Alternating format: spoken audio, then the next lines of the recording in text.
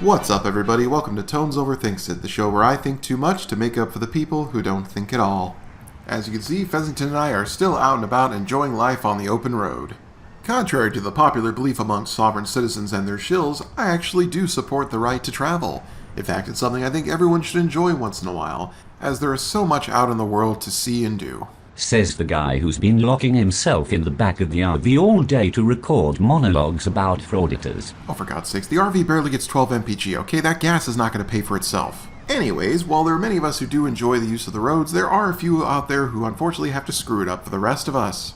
And in my opinion, the worst kind are road ragers. You know, the kind of people who drive offensively rather than defensively and will needlessly escalate a situation out of control. And the only thing worse than someone who commits road rage is someone who commits road rage while being a sovereign citizen. Because if you're going to make it your mission in life to always be breaking the law, then surely only a confirmed moron would draw attention to themselves by breaking even more laws. And that was certainly the case with this Moorish American National out in Michigan. Now, what we'll be watching today is the sentencing hearing. The trial has already concluded, he's already been convicted, and he's the only person who doesn't seem to know that. All right. Mr. Hensley, how are you today? Objection. And here we go. Malik Bey. All right. So, Mr. Hensley, we've been through this before. I'm going to call you by the name that's found on the information here. You have my nationality information. You have my. So, Mr. Hensley, are you representing yourself today? Proper persona sui juris. All right. Are you representing yourself today, sir? Propria persona sui juris. What? All right. So, Mr. Hensley, I'm not certain what you mean by that phrase. All I'd like to know is that whether you're representing yourself today or not. We've had this conversation many times previously. It's up to you, sir. All right. So, Mr. Hensley, you don't have a response for the court? Well, you don't know what proper persona sui juris is? That means somebody presenting themselves. All right. So is that what you want to do, is represent yourself today? I'm presenting myself, Islam, yes. Okay. And then, as we've talked about several times, do you understand that representing yourself can put you at a disadvantage to other folks like the people who have attorneys that are representing them? Do you understand that? No, I do not. Okay. What don't you understand about that? None of it. Absolutely nothing. You don't understand any of it? I don't understand how it's a disadvantage. You don't understand what? Did you say it's a disadvantage? Yes. How's a disadvantage? In what term? In what manner? So the disadvantage would be that they're familiar with the rules of court, that they're trained lawyers and the rules of evidence and things of that nature, things that we've discussed many, many times. So are we talking about law, or are we talking about codes? We're talking about statutes, we're talking about court rules, we're talking about case authority. Do you understand that you could be at a disadvantage? I understand law. We discussing law. I'm not going to play this game. Hey, Deputy, I want you brought over here in person. We'll put this all on the record. We're going to put this on the record in person. We're going to get Mr. Hensley sentenced today, and we'll make a complete record, as complete as we can. But I want to do that in person because we can do this all morning via Zoom, and it's just not very conducive to that. So if he can be brought over, and then we'll continue with our doctor until we see him here. What do we have next?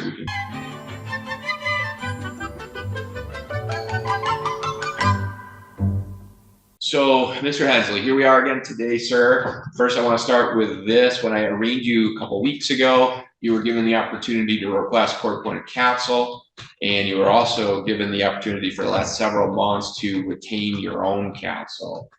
Are you representing yourself today, sir? For objection, for the record, make the record reflect. The fool's going to do it! My appellation is Malik. Title is Bey. Moorish American National under Islam. Anything else? Proper persona sui juris. All right.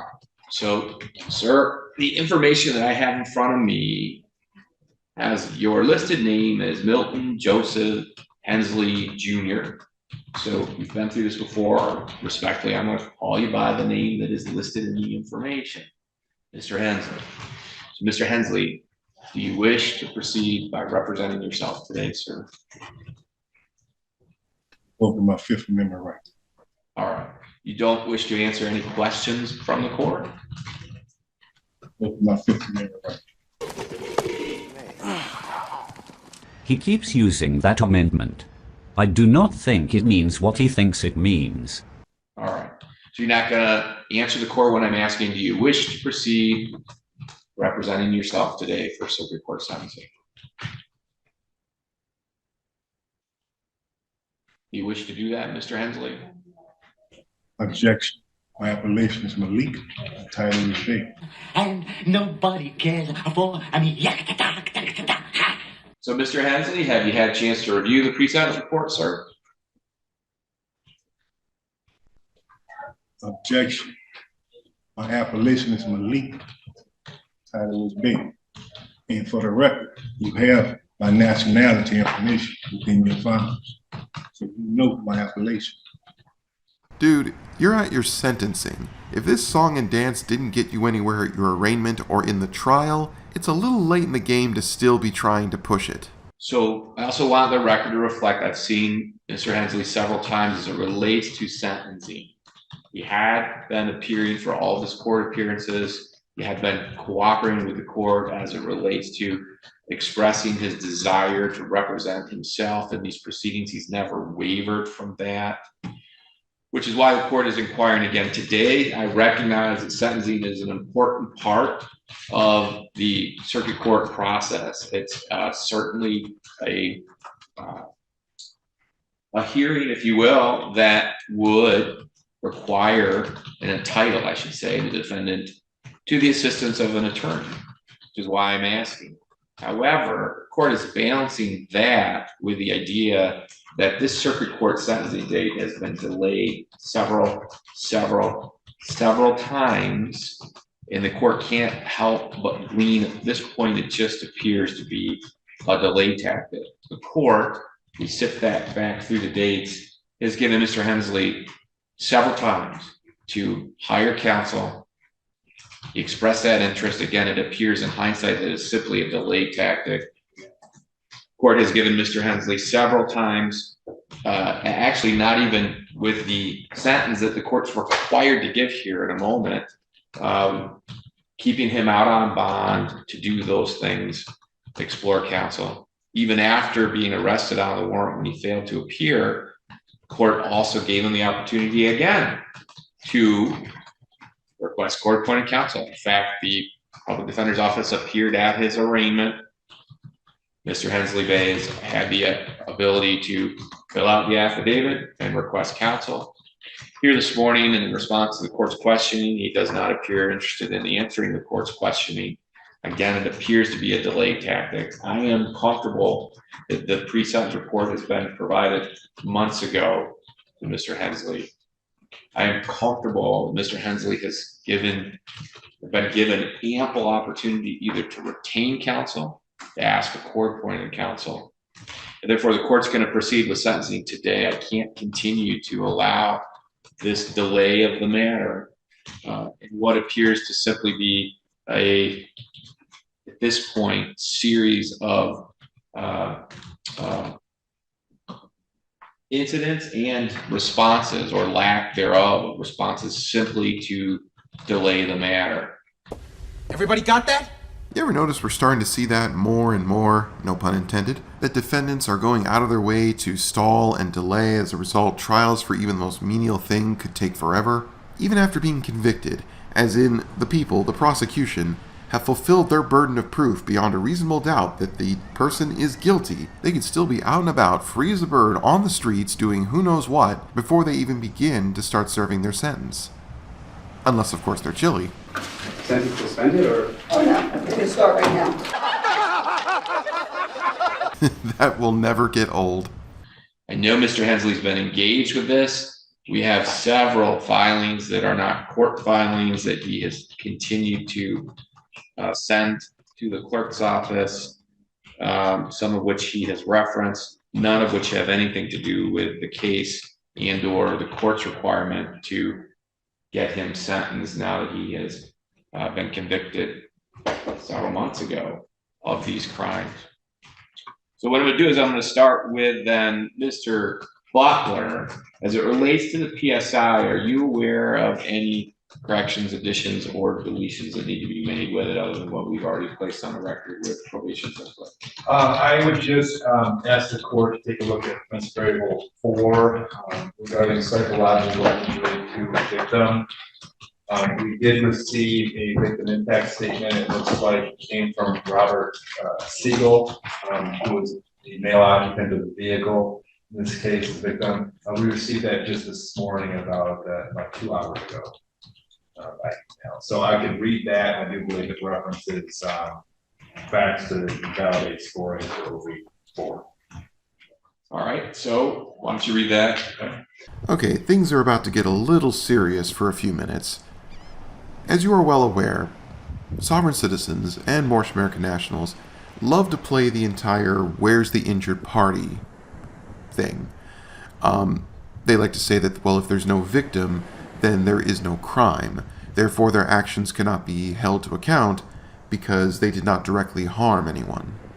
And in this particular case, there is a victim impact statement. The prosecution has presented an injured party. This is from Rob Siegel, that's S-I-E-G-E-L. He says, I do have things to say to the judge in the proceedings that I would like to be read during the sentencing below. Your Honor, I apologize for not being here in person today, but I could not find the time again to keep seeing this through. The amount of stress and anxiety Mr. Hensley has caused my family is downright disgusting and infuriating. Pull a gun on a family driving down the highway for nothing more than getting out of his way, not getting out of his way fast enough is obscene. My daughter, who was only 9 years old at the time with special needs, was terrified, and it took months for her to feel comfortable riding in any vehicle again because she was scared someone was going to cut her life short for seemingly no reason at all. My wife had to start and is still in therapy over this whole situation, which has thankfully helped her anxiety levels to become manageable, but also is not covered under our insurance. So it's cost us quite a large sum of money, and that brings with it its own stresses to our family and social life. I find myself driving and cannot seem to relax because anyone I see speeding up behind us reminds me of the terrible people in the world and just how ignorant someone can be with disregard for others' lives, including those of its own family and child in the car. Being that there are previous charges against Mr. Hensley for almost the exact same situation where he brandishes a gun and threatens to kill people because of his unchecked aggression and inability to safely operate a vehicle, which then turns to road rage, I plead that the court recognize this man is a danger to society whose blatant disregard for human life will eventually cost someone to lose theirs, if not his own. Because of all the pain, sufferings, financial burdens, and overall creation of trauma and issues in the many lives he's affected, I petition that the court give Mr. Hensley the maximum sentence possible for his crimes, so that my family and others he's affected may know some semblance of peace. To Mr. Hensley, despite everything you've done to my family over this very long process and the disdain I have for you as a human being, I hope that your time behind bars will allow you to see life differently, and that you can truly find the error of your ways to become better for yourself and your family. You heard that right, folks. This Moorish American National pulled a gun and threatened a small family, among which was a 9-year-old child, for the mere crime of not getting out of his way fast enough. Pretty sure that isn't covered under the Treaty of Peace and Friendship. Now, typically after hearing a victim impact statement, the defendant is given the opportunity to plead their case to the judge who will be deciding their fate. Usually it would be a good idea to perhaps explain oneself or offer some sense of remorse for their actions, take responsibility. Unfortunately, when you're dealing with someone who's bought into the whole Moorish American National nonsense, they have a tendency to be ignorant, entitled, arrogant, selfish, never accepting any personal responsibility, and often try to blame literally everyone else except for them. So, care to guess which option this defendant's going to pick? So with that statement, I think we have two individuals that are reported by Mr. Stagel to have suffered emotionally from this. His 9-year-old daughter and his wife, both of them were in the crowd time. I think that would validate more than 10 points. I object to that. Hold on. So, Mr. Hensley, what is your objection? Tell him prove everything he's saying. If his wife and everybody went through the trauma, show me the doctor bill and report that he went through it. Because I can't believe somebody that was slamming the brakes on the interstate at 75, 80 miles per hour deal with trauma. You could have killed us and everything behind me. Ain't no such thing as you got trauma for you slamming your brakes. All right. Prove the accusation that you made. Prove it. Asshole, major asshole. They have already proven it, you moron. The trial is over, and you were found guilty. The question as to whether or not you victimized someone is not in dispute, and there is no presumption of the possibility you didn't. You being a colossal dickhead on the road is now a statement of fact. Make yourself comfortable with it. All right. So, sir, I am It's going got to a reading grant. script like you coming from a movie or something. I'm going to grant the request for scoring OB4 based on the victim impact statement here. It does appear to meet the definition. Now, OB4, for the record, psychological injury to a victim could be scored 10 points if the serious psychological injury may require professional treatment, and in making the determination, the fact that the treatment has not been sought is not conclusive.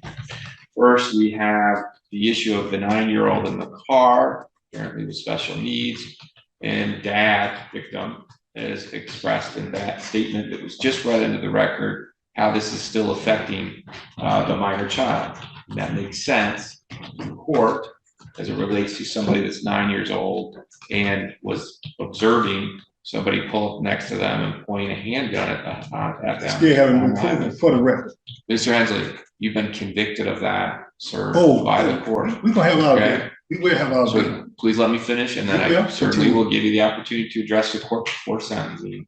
Tell you the truth, this guy's starting to get on my nerves.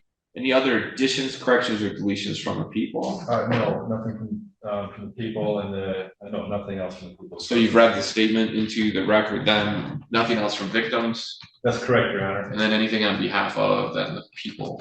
Your Honor, the recommendation on the 0 to 17 guideline range is 12 months on count 1 and 2, and 2 years on count 3 preceding the count 2 sentence. The people did initially support that, but with the change in the sentencing guideline range, obviously this does open up, Your Honor, to more opportunity for incarceration if you so choose, and we would leave that at discretion. But otherwise, we ask that you at least follow the recommendation as intended by Henry. All right. So, Mr. Hensley, I'm going to give you the opportunity before I ask you to address the court for sentencing. Do you have any additions, corrections, or deletions as it relates to the pre-sentence report? Yeah, I can say. Do you have any All additions, corrections, or deletions? All those accusations are false, and none of them have been proven. Okay. Not one. And he talking with this story. As it relates to this report, do you have any I don't have no additions, report. corrections, or deletions? Excuse me. No, I don't have the report. All right. So, as it relates to sentencing, is there anything that you want to state to the court before a sentence is imposed? You know, I have my medical information. You know, I have stage 3 cancer.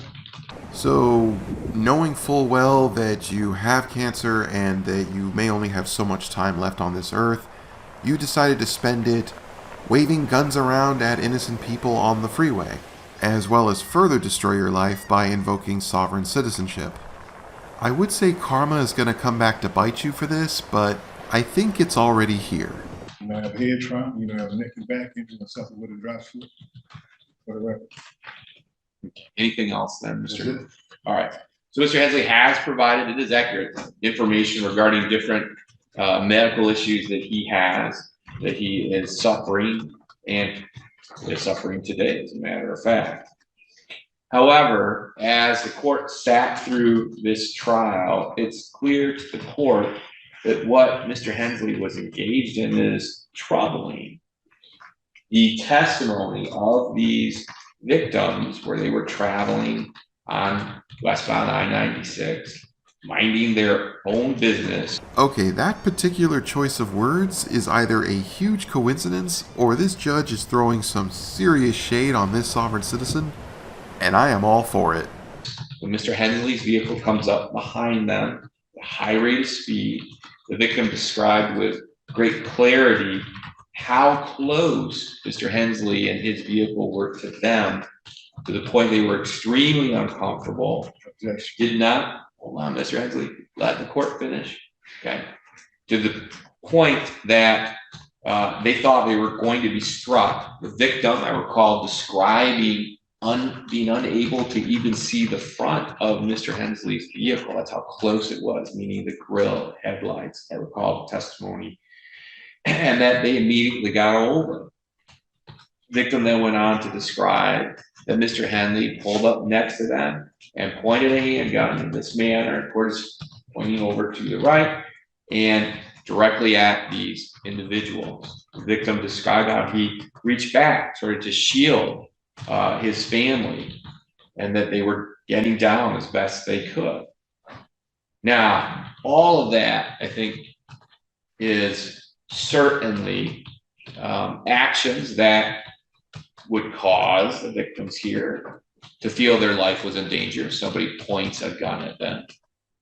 The fact that somebody is tailgating that closely behind them on the highway at speeds of 70, 75, 80 certainly puts people in danger, could cause people to be incredibly uncomfortable about what's going to happen next. But it's a long way, Mr. Hensley, the court saying, having sat through the trial, you create the situation by driving in a manner that makes these folks uncomfortable, by coming up on them at a high rate of speed and following it now that closely. Objection, man. Mr. Hensley. I drive a BMW. Anybody with an autopilot vehicle, you know for a fact it won't do that. Right.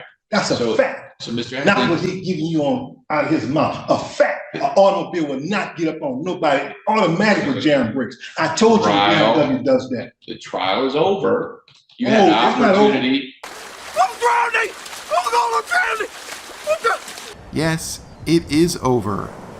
You were convicted. Just because you weren't happy with the result doesn't mean you can just dismiss that and keep making your stupid arguments. Because if those arguments were worth a damn, you wouldn't be standing there right now, would you? It's not over. Cross-examine those witnesses. I did that, and you deleted everything I said. Yeah, court and you heard everything that they said was a lie. So now, and you know it was a lie. Let the court finish. All right. So the testimony was as the court has described, and there is no doubt that all of those actions Mr. Hensley is responsible for. That's the ironic part of it. He creates the situation that causes discomfort for these drivers, and then he's the individual that introduces a gun to the situation. Court heard 404B evidence that was remarkably similar, where Mr. Hensley is right on the bumper of a young lady, Grand Rapids, Kent County area, and then when she is very uncomfortable and pulls over and stops, Mr. Hensley again introduces a gun, pointing it at that individual. Now, I mention this because I'm not using that as it relates to a sentencing issue. I'm using that, and that it's clear Mr. Hensley drives in a manner that endangers other people, that causes them to report his activity to other people, and then when they attempt to evade, if you will, what Mr. Hensley has caused, then he introduces a gun to the situation. Just goes to prove that you are the leading asshole in the state. Now, Mr. Hensley, I don't have to tell you that it's fairly obvious that in today's world, right, today's world of shall issue CPLs, that even if you believe that somehow you're justified in displaying a weapon, and for the record, there's nothing in this trial, nothing this court heard with the 404B evidence or the incident at hand here that we're sentencing you on that would suggest that in any way, shape, or form that you were not responsible, that you had any legal justification to introduce a weapon to it. But even assuming in your own mind that you were, what happens with that in today's world is they would have a very easy avenue to articulate, I felt in fear for my life or great bodily harm, and assuming they were lawfully carrying a gun, could take action. Shoot you, in other words. That's a good point. I mean, you all remember what I said about with frauditors going after private citizens. These people just do these things unaware that the other party that they've decided to screw with or threaten could very well be more dangerous than they are. When you engage in this kind of behavior, it puts your own life at risk. Put your own life at risk. And that you are lucky that hasn't occurred to you, but you certainly have frightened the heck out of people with what I heard in this trial. You certainly were in the wrong, and you're not a valid CPL holder. That's the other problem. Because I don't need it. Are you serious? All right, well, I recognize you think that you have some fundamental rights that I'm not aware of found either in state or federal constitution, and you certainly can take those up on review, right? I'm already in Western District Court already. So that's fine. Okay. You can appeal anything that you'd like, any reason you think you have a valid appeal, but they're simply not found in state or federal constitution. And so here we are today. So that's how we end up with a carrying a concealed weapon, felonious assault, felony firearm. Wait, this just keeps getting better. So now you're telling me that he wasn't even allowed to have the firearm, but he thinks he can just because he's a sovereign citizen? Seriously, this guy is a freaking time bomb. He clearly has no remorse, has done this more than once, and if he indeed has stage 3 cancer, he has nothing to lose. I know we like to laugh at these fools, but some of them can be genuinely scary sometimes. Is your actions and one causing this and then making it worse with introducing the gun and pointing it at this family on the date in question. Can they prove that? They did prove that. No, Beyond a reasonable doubt at trial. Not. I recognize you disagree with that. Because you had asked the court to decide it, photos, and you had the court video, decided it. you had somebody in the mouth. Oh, blow it out your ass. Those are all evidentiary issues that you again can explore on appellate review, sir. You're welcome to do that. Yes. All right. So as it relates to the carrying a concealed weapon. All right, so carrying a concealed weapon is count or charge number 1. Court's going to impose a sentence of 12 months to 5 years. That's under the minimum guideline range of, or the middle, I should say, of what the court was looking at 14 months. So it'd be 1 year to 5 years with the Michigan Department of Corrections, and you do have credit now for 14 days that you have previously served. As it relates to the felonious assault, now this would be charge number 2. The court's going to impose a sentence of 1 year with the Michigan Department of Corrections to the statutory max of 4 years. You will receive credit for 14 days that you have previously served. And then as it relates to count 3, this is the felony firearm. The court is required, Mr. Hensley, to impose a sentence of 2 years with the Michigan Department of Corrections. And then counts 1 and 2 that I mentioned earlier will be served concurrently with each other, but this count 3 by statute is required to be served consecutive with and preceding these other 2 counts. So 2 years with the Michigan Department of Corrections. As it relates to the monetary obligations, Mr. Hensley, the court is required by statute to impose $130 as a crime victim rights assessment. Court's going to impose court costs in the amount of $1,500. There'll be a $60 DNA testing fee, and then required by statute are these state costs in the amount of $68 on count 1, $68 on 2, and $68 on 3. Well, it would seem that dime store Lenny Kravitz here has been held accountable and is going to go to jail. We're almost to the end of this rather long hearing, but he does have a little more sovereign citizen shenanigans to offer. All right, so Mr. Hensley, you do have a right, and this is something you're interested in. You've expressed that interest to seek appellate review of the sentence the court has imposed. If you'd like to do that, you have 21 days from today's date to make that request. You have the appellate paperwork there. Read it from him along with the pen. All right. He's already in the district court. You want the case number? So hold on. So you have 21 days from today's date to make that request. All right. If you want to ask for a court-appointed attorney as it relates to this appellate review, you have a broader window of 42 days to make that request, okay? Because you were convicted at trial, you have an automatic right to seek this review, meaning that if you ask for that review, then the appellate court will have to take a look at it, all right? So if you can, then there's a pen there. I need you to sign. There's 2 copies of that. One for you to keep, the other one for you to initial and date that you've received it. So if you could do that for me, sir, it's right there on the podium. This is your all rights. You can take that with you. I'm not signing anything. All right, so for the record, Mr. Hensley Bay is indicating you don't want to sign that, sir? I'm not signing anything. Gentlemen, we are fortunate. Why? He's an imbecile. All right, so for the record then, though, I am going to send back with the deputy his copy of the appellate review form. I'm going to place the unsigned appellate review form here. Mr. Hensley, only because we've dealt with this case for so long. If you want to explore these, though, this form is important to you, okay? I recognize that you are refusing to sign it or acknowledge it for the record, but this is something that you want to file timely if you want appellate review of this. They don't have jurisdiction. So if they don't have jurisdiction, neither do he. All right. Well, I think that the court has jurisdiction, and if you want this reviewed by a Michigan court, then you need to file that. But I'm going to give that to the deputy. We'll keep it in your possession, and you're free to go. That's it.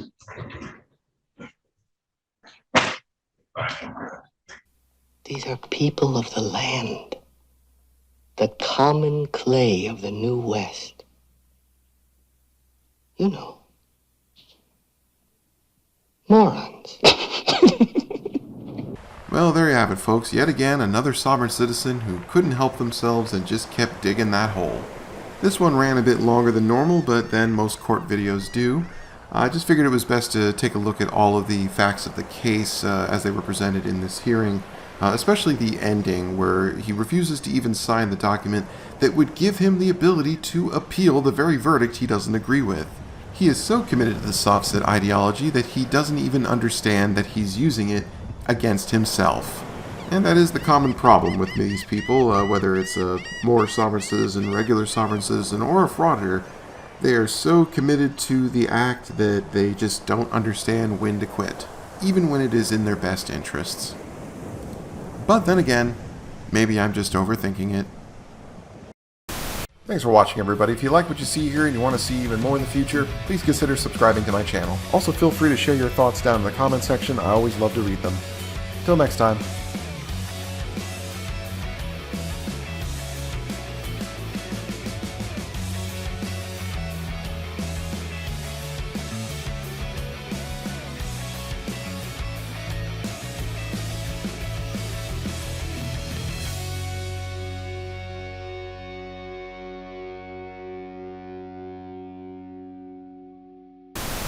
Okay, where to now? Well, if we go further south, we'll end up in Florida. Oh God, no. Can you imagine how crazy the people are there? We can always go back west and end up at Dallas-Fort Worth Airport. On second thought, Florida's good. I like Florida. Let's do Florida.